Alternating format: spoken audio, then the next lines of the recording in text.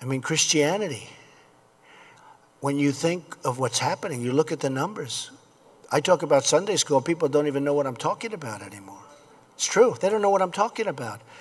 When you look, instead of going this way, you're going to be going this way. You may be going this way, but you're going to be going, we're going to bring it back because it's a good thing. It's a good thing. They treated you like it was a bad thing, but it's a great thing, not a good thing. It's a great thing. So we're going to bring it back because it's a good thing. It's a good thing. I think we can do really something special.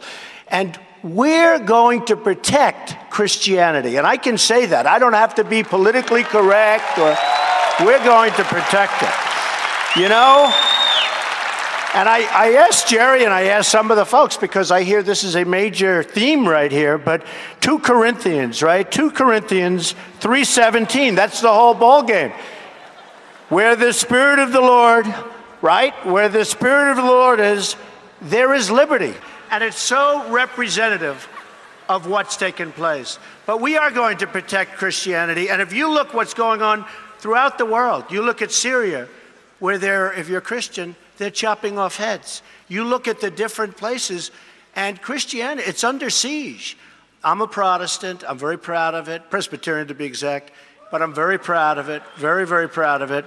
And we've got to protect, because bad things are happening. Very bad things are happening. And we don't, I don't know what it is. We don't band together, maybe. I will tell you, Christianity is under siege, whether we want to talk about it or we don't want to talk about it. And if I said some of the things about Christians that I've said about the Muslims, where we have a problem, and it's a problem we have to talk about, and I brought it out, I took a lot of heat for bringing it out, and I will tell you that now people are saying he did a great service. Just like when I brought out illegal immigration, everybody went crazy about Trump. How could he say that? And then about 2 weeks later, everyone's trying to say, well, you know, Trump's right, because they see the murder of Kate in San Francisco and Jamil in Los Angeles and so many others, the tremendous crime, and what it does to your economy. So I brought these things out. I feel I have an obligation to bring them out. You know, remember, I'm self-funding my campaign, so I don't have anybody speaking in my ear. So I just have to say this because, you know, I'm a true believer, and you're many true believers. I hope all. Is everybody a true believer in this room? I think so. But Christianity is under tremendous siege. And if I said that about Christians, I would have less backup than by saying it about Muslims. I had tremendous backup. Now everyone's saying, wow, it was such a great thing to say because now everybody's talking about it. I mean, people are flying planes into the World Trade Center. Let's talk about it. People are shooting in California. People are shooting in Paris. 130 people killed in Paris. Nobody wants to talk about it. We have a president that doesn't want to say radical Islamic terrorism. He doesn't want to talk about radical Islamic terror. He doesn't want to even mention it. It's like it doesn't exist. It exists. And I'll tell you something. If I said that about Christians, and if I said banned, I'm telling you, I would have had less difficulty. And that's pretty sad because we're Christians. I'm Protestant. I'm Presbyterian. Are you surprised to hear that? Yeah. I always like to bring my communion pictures along. Sometimes I'll bring a communion, but I didn't want to. I think you believe me, right? You've seen. But the power of our group of people together. I mean, if you add it up, I was trying to do it the other day. I was with one of the great ministers. And I said, you know, if you think about this country, because now you're talking about men and women, you're talking about together. So the group is larger. Christians in this country is larger than men or women. And I said, how many Christians do you think? And it could be like 240, 250 million, you know, a big portion of, and yet we don't exert the power that we should have. Now, I think some of the churches are afraid of their tax status, to be honest. You know, they're afraid they're going to lose their tax status if they get too political. Some of them just can't endorse. But you know, the fact is that there's nothing the politicians can do to you if you band together. You have too much power. But the Christians don't use their power. They don't use your power. And honestly, you have, by far, it's the strongest. I mean, you talk about lobbies, you have the strongest lobby ever. But I never hear about a Christian lobby. I hear great people, like the pastor. I hear some unbelievable people. Many, many friends are ministers, and lots of them have endorsed me already. But I have to tell you that we don't hear about strength, and we have to strengthen, because we are getting, if you look, it's death by a million cuts. We are getting less and less and less powerful in terms of a religion and in terms of a force.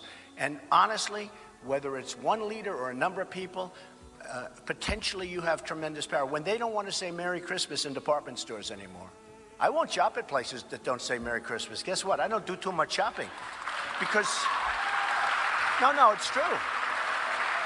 When I see these stores and they have a red wall and they have nothing on it, they don't want to say Merry Christmas anymore. I say, why don't you say Merry Christmas? Well, we're not allowed to. The owner doesn't want us to. These big department stores, they're not allowed to.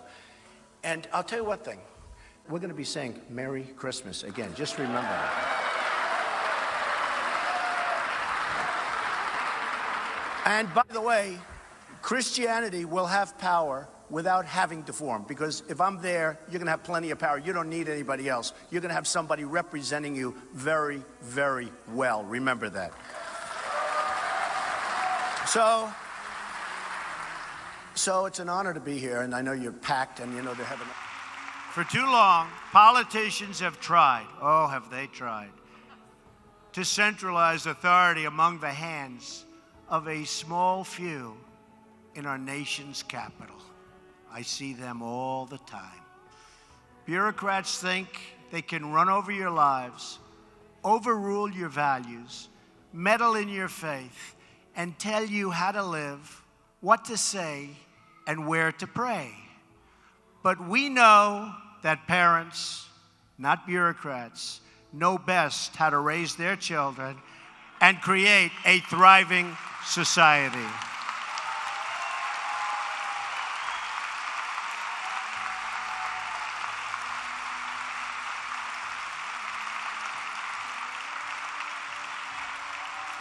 And we know that families and churches, not government officials, know best how to create a strong and loving community.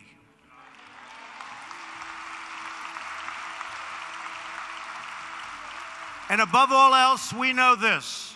In America, we don't worship government, we worship God.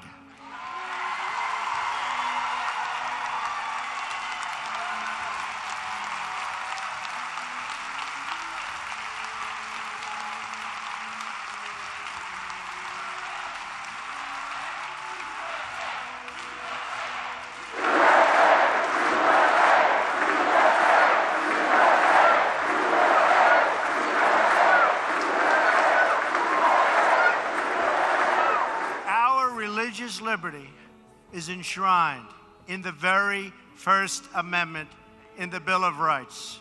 The American founders invoked our Creator 4 times in the Declaration of Independence.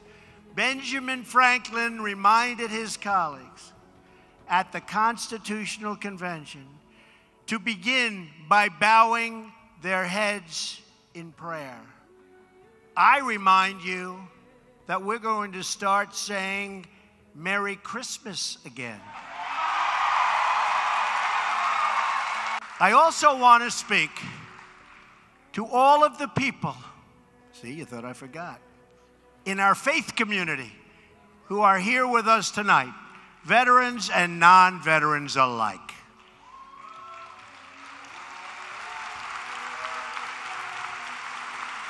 You're never going to be forgotten. You'll never be forgotten.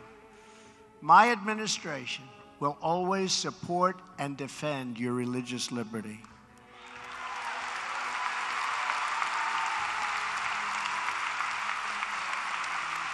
We don't want to see God forced out of the public square, driven out of our schools, or pushed out of our civic life.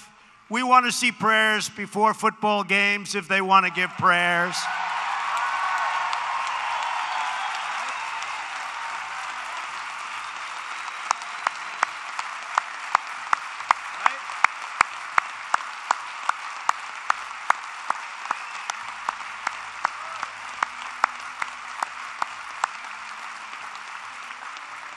We want all children to have the opportunity to know the blessings of God. We will not allow the government to censor sermons, to restrict the free speech of our pastors and our preachers and the people that we most respect. Like Robert.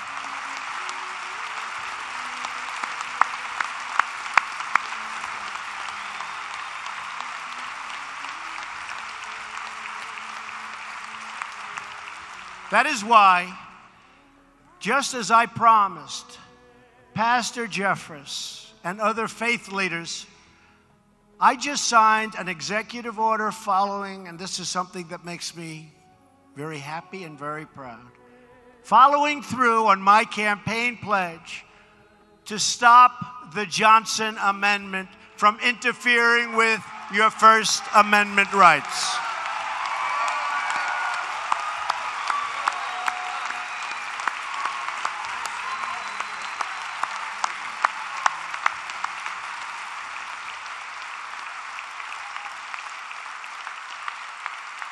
As long as I am president, no one is going to stop you from practicing your faith or from preaching what is in your heart.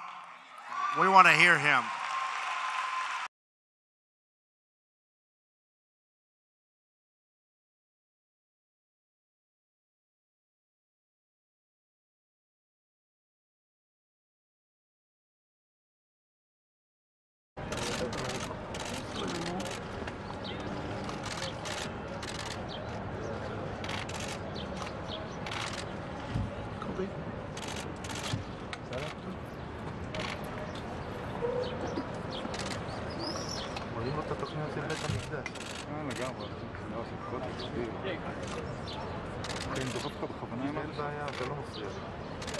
תראה את הצלמים מאחור, אתה רואה למה אני מתכוון? אוי, באמת. הנה, מי שהוזיז אותך. עוד אחד יש.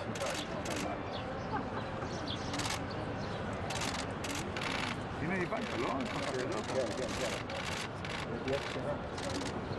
וערבת הכל בתוך המשפחה. אבנר. וואו, תחיה, אל תרימו ידיים, אחי.